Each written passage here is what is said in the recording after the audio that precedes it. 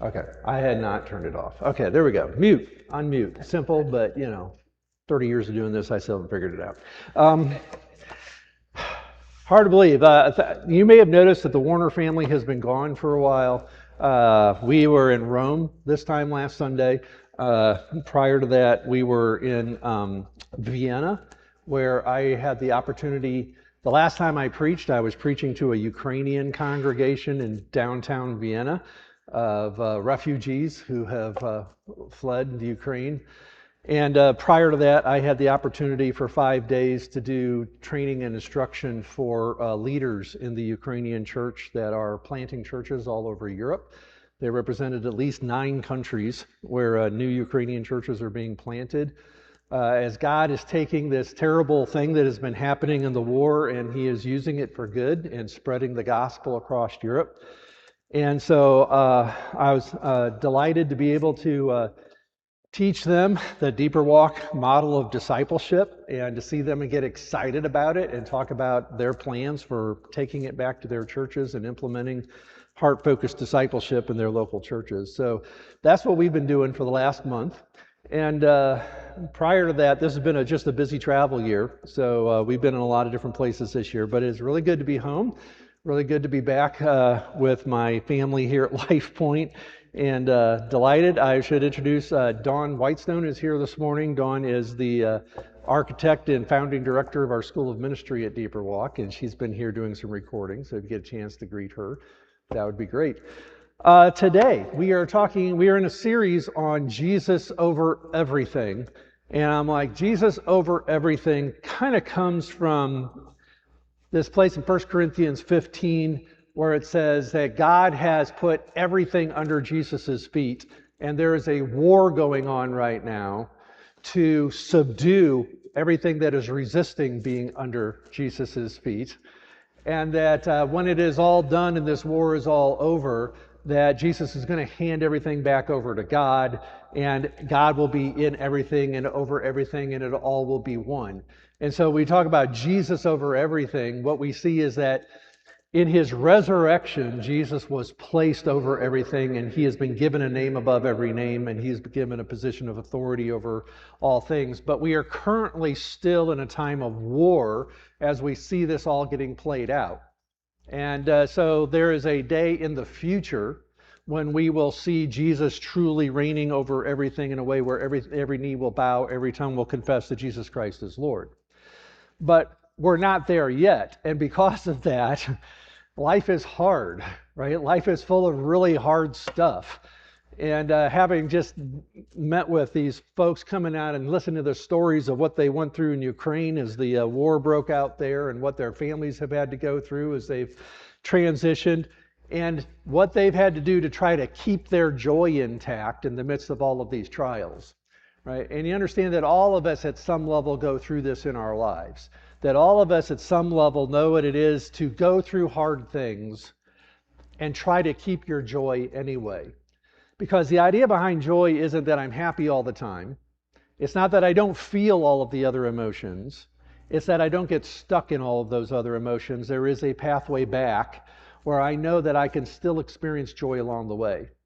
And so there's a kind of a myth out there in the evangelical circles that joy is a choice.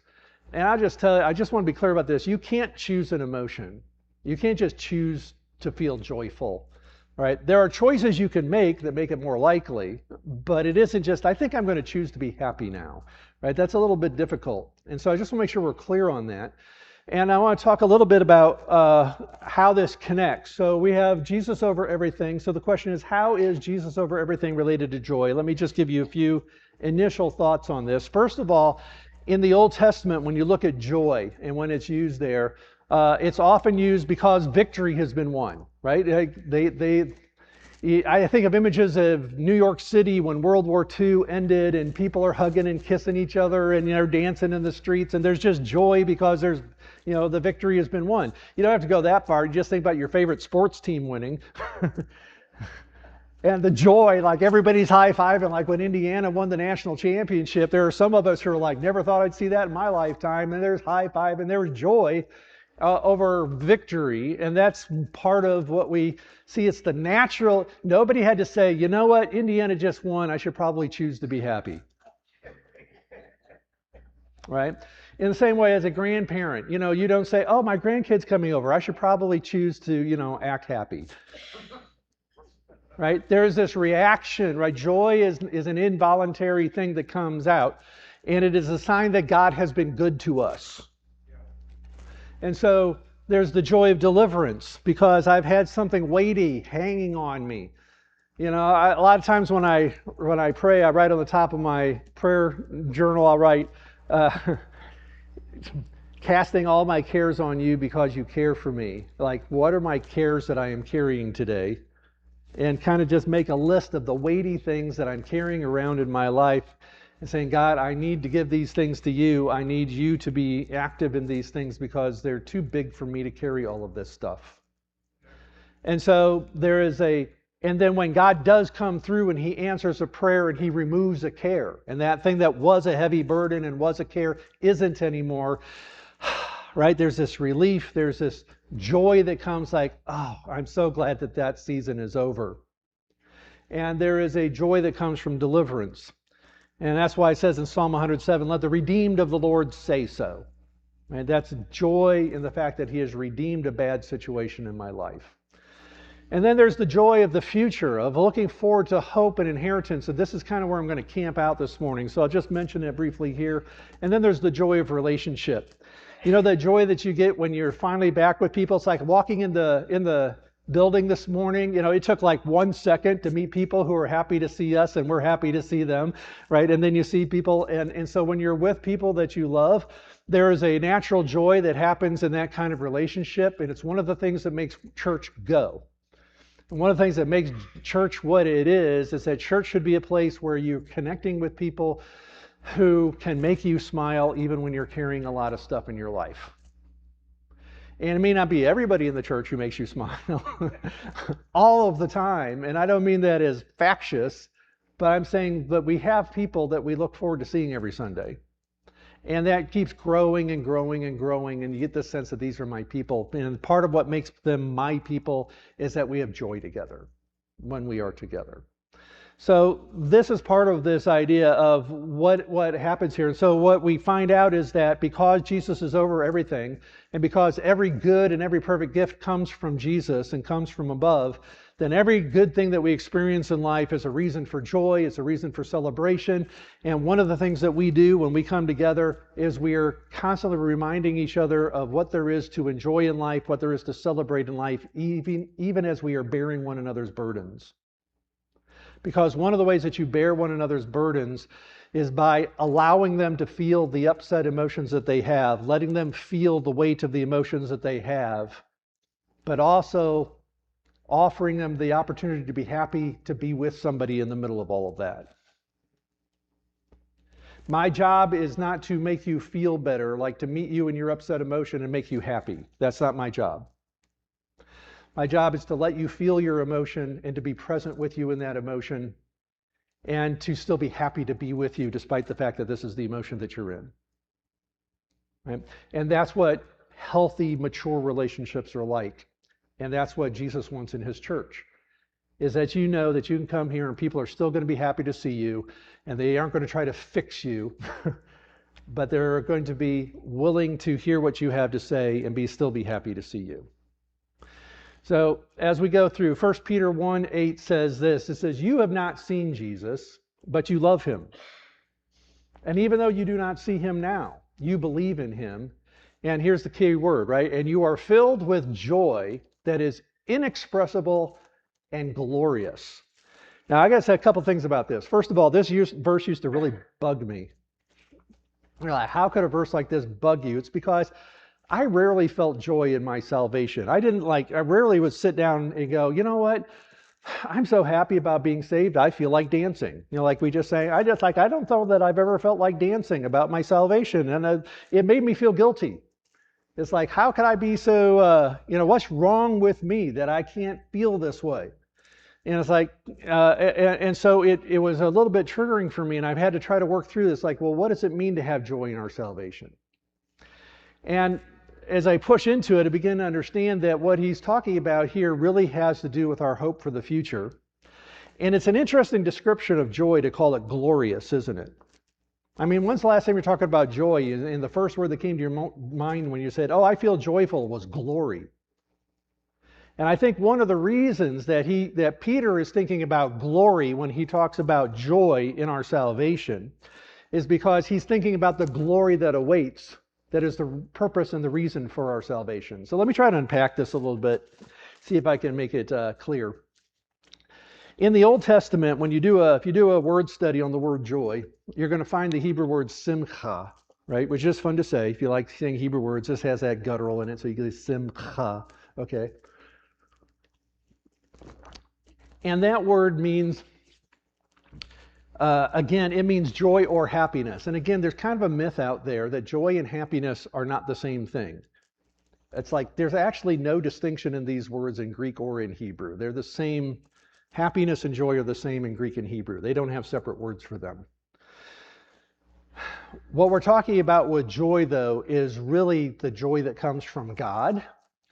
And there's joy that comes from other things in life.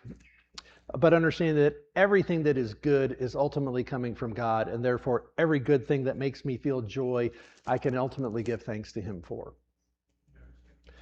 So, joy is directly related in the Old Testament. The number one place you see this word joy is about the festivals.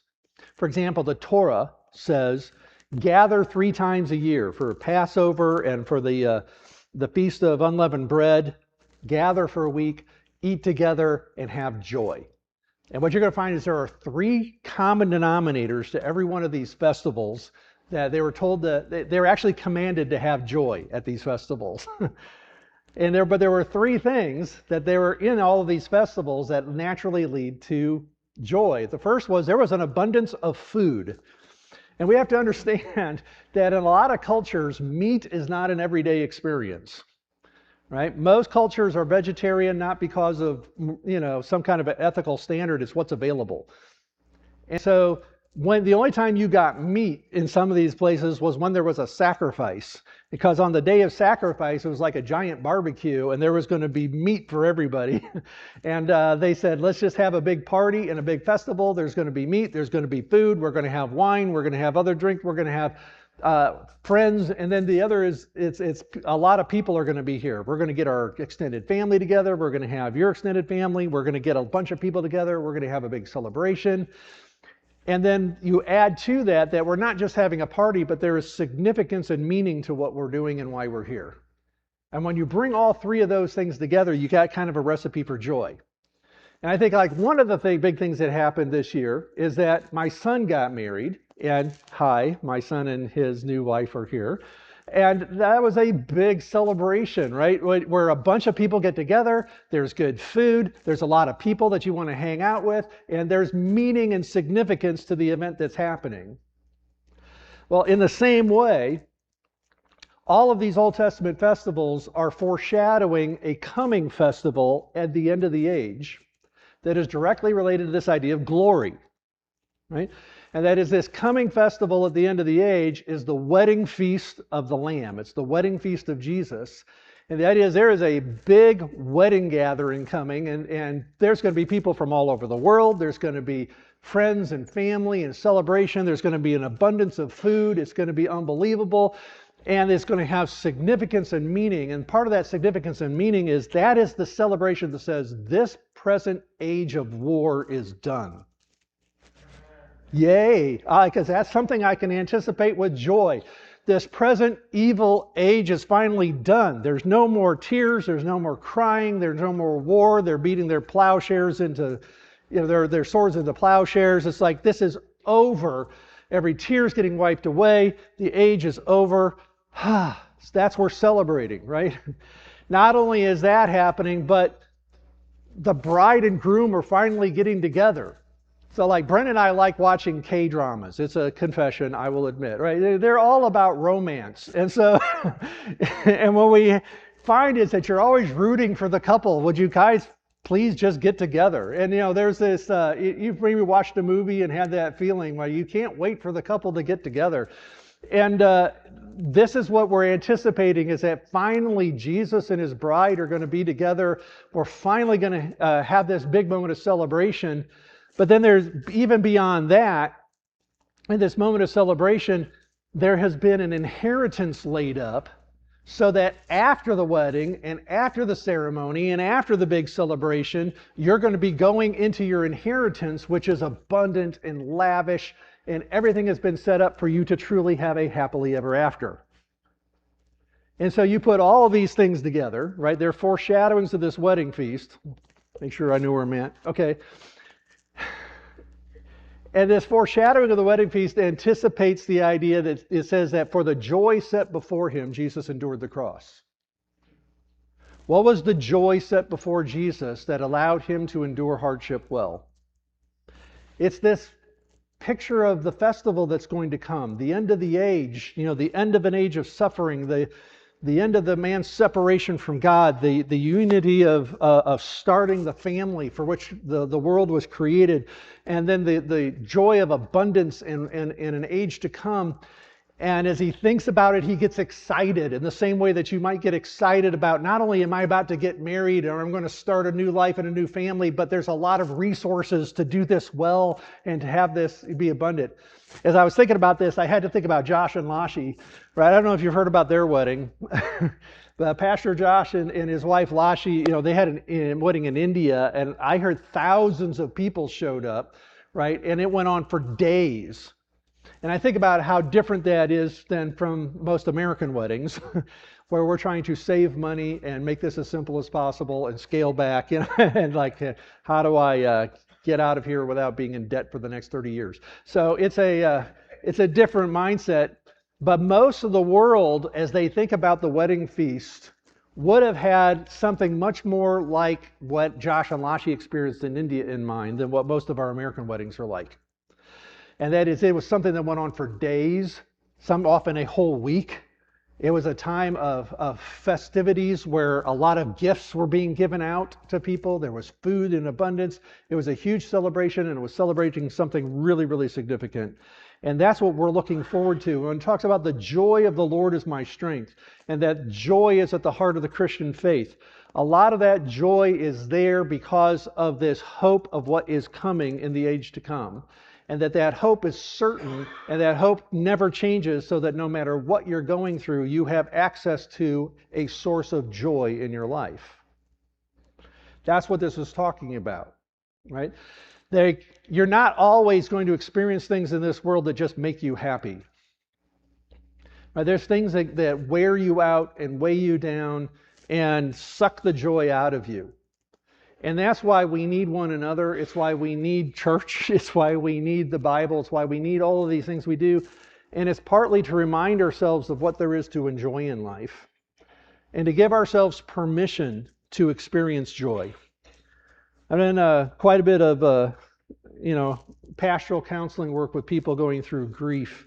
And one of the things I've noticed with people going through grief is they often have a hard time giving themselves permission to even feel joy, because they feel guilty, right? Experiencing joy again. And I think there's some of us in our lives right now, you're going through some things that are so weighty and they're so hard and there's so much that you feel guilty even giving yourself permission to feel joy. And I would just say you have permission to feel joy. You're going to feel the other emotions. Right? You're going to feel all those other things. You can't stop them from coming. So don't rob yourself of the opportunity to experience joy when it's available. Because joy gives us the capacity that we need to handle the hard things. So one of the books I wrote along the way with co-author Stephanie Hinman is called Building Bounce. And part of the idea of the book Building Bounce is that we're all like balls. And a ball, when it bounces, is fun to play with. But what happens when the ball is low on air and it doesn't come back quite as well? It's not as much fun to play with. And if that ball actually gets a leak and goes flat and just goes splat, you're like, And I'm guessing there's some of you here that you're feeling pretty close to like the ball that just goes splat, like you're out of air. And you're tired of trying to bounce back. And it's way too hard to bounce back. And there's some of you, you've been underinflated for a very long time, and life is just hard because you're underinflated. But the core point that we make in this book is that the air that allows our ball to bounce is joy. And that is that this is a brain science and a Bible fact. And that is that my ability to find joy in the daily simple things of life helps to keep that ball full and able to bounce. And so if I deny myself the permission to experience joy, guess what happens? I lose my ability to bounce back from the hard things that are going on. And the odds that I just stay a little bit underinflated and a little bit, squishy and just not myself increase. And so I just want to encourage you with this and give you a set of things that you can do to begin experiencing greater joy in your life. And just so I didn't disappoint anybody, we have an acrostic. Mm-hmm. So there will be a quiz. All right, you can tell right now this spells games, because games and joy seem like a good thing to go together, right? So, every time that we do communion, there is always a past, present, and future dimension to it, right? Every time. We remember what happened in the past, we evaluate what's going on in the present, and we look forward to what's coming in the future, the glory of the wedding and the feast and all the things that are coming. And that Jesus has promised he's going to drink this fruit of the vine again with us someday. In the same way, when we are looking to build joy in our lives, you got to think about like past, present, future. So I'm going to rearrange them just for the sake of the acrostic, and we'll start with the present. And that is, what are you grateful for just in the last 24 hours, or what are you grateful for right now as you just think about what's going on in your life? Can you find one thing? And so you might go, I was really, and it doesn't have to be significant. It's like yesterday, one of the things that made me very happy was I heard thunder. Okay? I was like, I just loved that. All of a sudden with that peal of thunder in the sky, I was like, there's something about a spring storm, and it just brought up all these emotions from childhood. And for a couple of minutes, I had some joy in my life just from that peal of thunder, right? And so what I want to do is I want to make sure that I have permission to experience that. You know what increases the joy in that experience? Sharing it with you. If I get to tell somebody else about it, wasn't it cool when it thundered? Did it make you happy? And if I share joy, guess what happens to the joy? It multiplies. And it's one of the reasons why you don't just run off and be by yourself all the time when you're not feeling well. It's okay to do a little bit of that, but you can't stay that way. You've got to get around other people and share joy with them, even if it's little things like thunder. Okay? This is gratitude for what's going on in the present. Second is anticipation of the future. What are you looking forward to? All right? We are looking forward. I got a lot of things we're looking forward to right now. I got a lot of travel still planned for this year, and a lot of speaking engagements coming up. And we got a lot of special things, but there's also family things we're looking forward to. And so I find it's important to have something to look forward to every day, even if it's just a small thing like my favorite TV show is coming on later. Well, it's important to have something to look forward to every week. Like I know later this week, I'm going to be getting together with Josh for coffee, right? It's like I'm kind of looking forward to that. We have a good time when we do that. I am looking forward to, right? And just think about what am I looking forward to later this month? Because what we found is that one of the sources of joy in our life is hope. And hope is having a plan. When I feel despair and I feel hopeless, it's always because I do not have a plan to solve the problems. I see no solution to the problems in my life. It feels hopeless. And sometimes, I'll tell you the truth, it is hopeless. Sometimes you face things in your life that you cannot fix no matter what you try to do. You can't fix it. And when you are facing something in your life that is so big and it is so broken that you can't fix it no matter what you do, it creates hopelessness. But in my hopelessness, that's all the more reason why I need to find some things where there's some joy to help me get through that hopelessness. It sounds weird to hear a preacher say that some things are hopeless. But one of the problems we sometimes make for people is we try to inject hope too early into their process. We try to fix it for them instead of letting them feel the hopelessness of what's going on. And just being present with them and happy to be with them and saying, you're not alone in your hopelessness. It's okay. You're going to get through it. And so part of what builds hope, though, is having a plan. And part of having a plan is putting together a plan for where can I build joy in my life in the future. M is memories. And that is, how do I go back to memories? And one of the things I found is like there's memories. I can go back and I can remember the wedding, my son and Miriam when they got married. I remember that, a lot of happy memories from that. Sometimes when I'm struggling to find a happy memory, I find that it helps to go to something physical first. So for me, I was an athlete. And so, for example, I can, if I think about what it's like to hit a backhand really solidly in tennis, it makes me happy. All right, when I think back to being in Little League and what it felt like to hit a ball really solidly and it just, bam, it cracks, it makes me happy. And I find sometimes if you're having trouble finding a memory that makes you happy, start with something physical. Maybe it was getting your hands dirty in the garden and doing something physical. Maybe it was art that you were doing. Maybe it was sports. Maybe it was music, whatever it was. But find it and begin collecting memories. And I find like nature memories, the time you saw the hawk go across the sky and it felt so significant, like God did that just for you. And you begin collecting these things. And so what happens in our life is going to give you hard things. You don't have to go looking for them. So we have to train ourselves to look for the things there are to enjoy. And we have to give ourselves permission to enjoy those things. And one of the things that ought to happen in church is that this should be a place where we're good at reminding people about the things that there are to enjoy in life. And remembering the anchor point of our joy in the future, which is this wedding feast of God and the age to come, and that this age is not forever, and man, won't it be great. Amen. Experiences in singing. Do you have certain things that you do that you realize make you happy, and then you stop and think about it, that I haven't done that in a long time? Like, why that thing makes me so happy? Why have I waited so long to do that again?